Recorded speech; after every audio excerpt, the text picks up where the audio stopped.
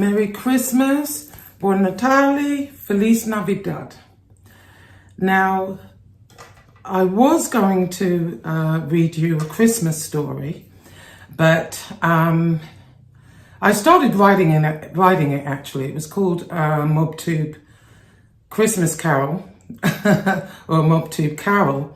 And then I got a quarter of the way through it and I thought, well, you know what?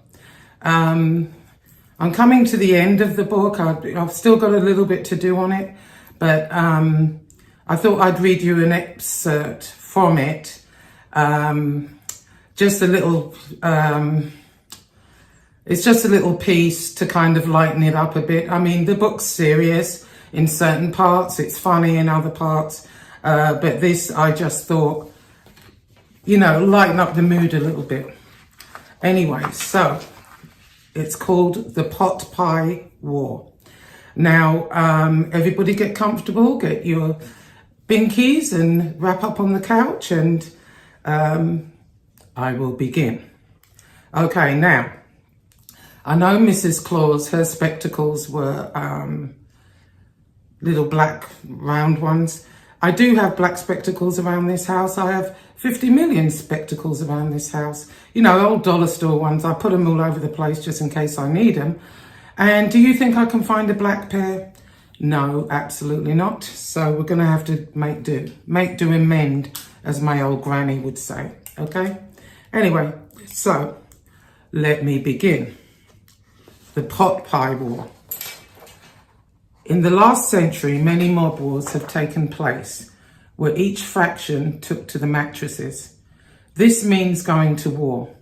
A mafia family who goes to the mattresses is at war with another mafia family, and the term refers to when a family rents out an apartment to about 10 or 20 guys during a battle.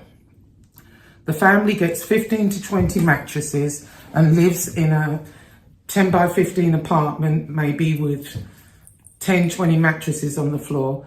And these are for the street soldiers. You know, they had to be protected, so that's how they did this. And they would cook and live together, actually. They would leave their homes and their families and live together until the war was over.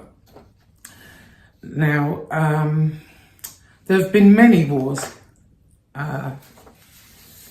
within the mob, but none was more brutal, I would say, than the Pot Pie War. There was the War of the Five Families. Many people died in that war. There was a violent power struggle between Joe Masseria, Joe the Boss, and Salvatore Marenzano, called the Castellamarese War. In his plan, Lucky Luciano sought to modernize and do away with unnecessary old school mentalities within the mob. And Luciano's objective was to eliminate Masseria, and Luciano's vision enabled him to gain followers who saw Masseria's inadequacies. And because of this, many mobsters, you know, their allies switched sides or were killed by their own allies during the feud. There was also the fight between the South and the North sides, Al Capone versus Bugs Moran, Jack Jagner versus Mickey Cohen, for the Battle of Sunset Strip. But the one that will go down in history is the Pot Pie War. Now, the Pot Pie War began as a simple matter. Angel Gotti, daughter of the former boss, John Gotti Sr., the former boss of the Gambino family. Angel is renowned for her cooking and had invited Mob Rats Exposed, aka Nick Colacone, to dinner. Angel prepared chicken pot pie. Her hospitality, as well as the pot pie she served for dinner, Nick praised in one of his live streams. It was so wonderful, he mentioned it multiple times. The buttery, flaky pastry, the tender chicken filling. His description of his meal made most of us salivate. An innocent gesture like this would spark a war unlike any other. There was a palpable feeling of jealousy in the air. The Rat Squad got enraged at the mere thought of Nick Colacone eating Angel's chicken pot pie at her dinner table. No less. Harambe sat in his humble hovel, tucked away in a room the size of a broom closet in Miami. His girlfriend worked hard to keep a roof over their heads. He spent his time bullying and sexually harassing women online. Into a microphone larger than his head, he roared, "Fuck!" Following Nick's live. He erupted in rage. As he fell to his knees, tears sprang to his eyes as he called the rest of the Rat Squad, yelling, "Nick Colacone got a place at the dinner table and ate the pot pie, but not me." The rest of the Rat Squad felt the same way, but they had imagined themselves at the dinner table, not him. He just knew he had a right to be there. He had bullied and cajoled Angel and her daughter for months. She surely would be too afraid not to invite him. I guess not.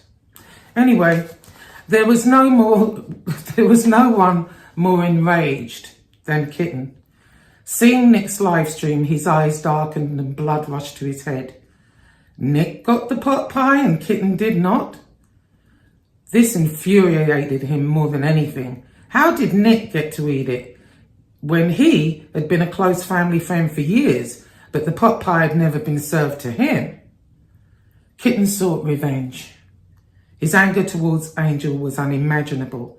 As far as he was concerned, it was the ultimate slap in the face.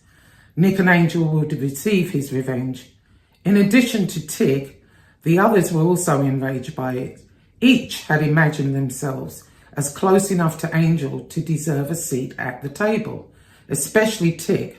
After all, he had been her white knight. He had fallen on his sword for her. He walked away from her when she asked him to.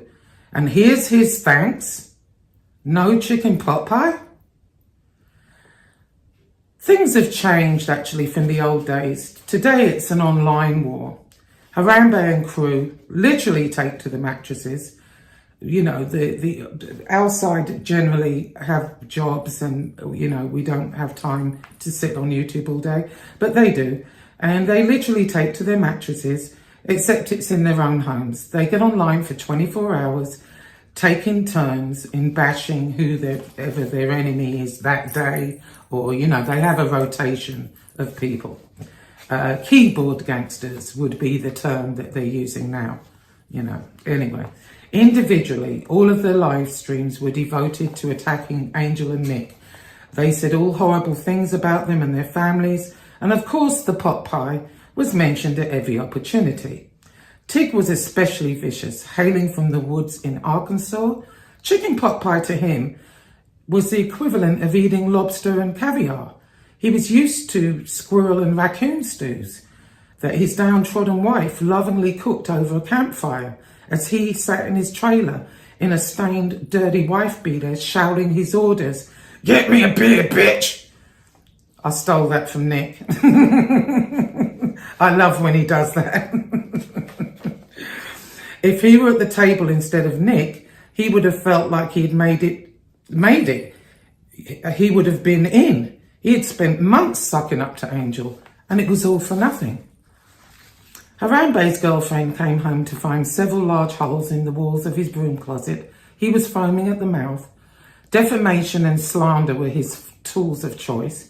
In a different approach, Kitten disguised his live streams as factual documentaries.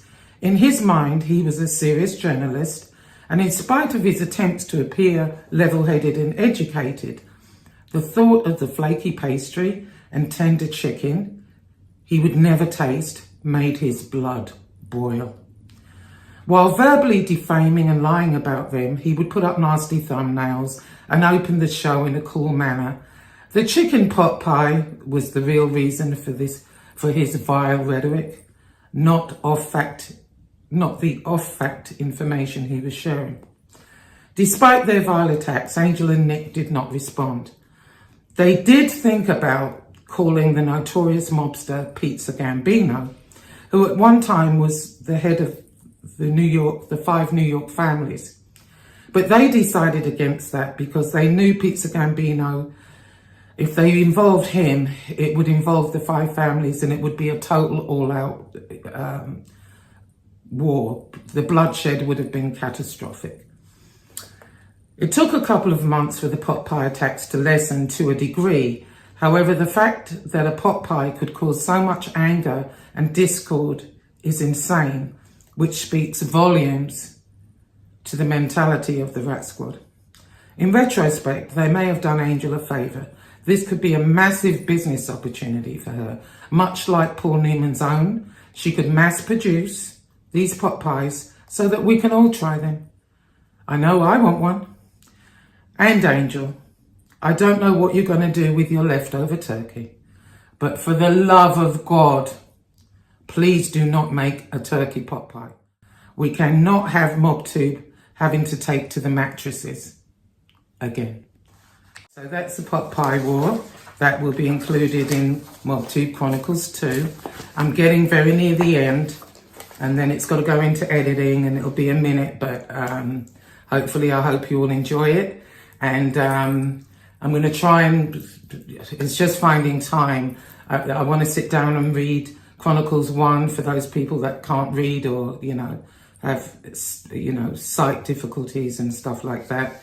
And, do it at the minimum, Anyway, I want everyone to have a wonderful Christmas and a happy New Year. Well, we'll probably be on New Year, I've no doubt. Anyway, everyone take care. Bye-bye.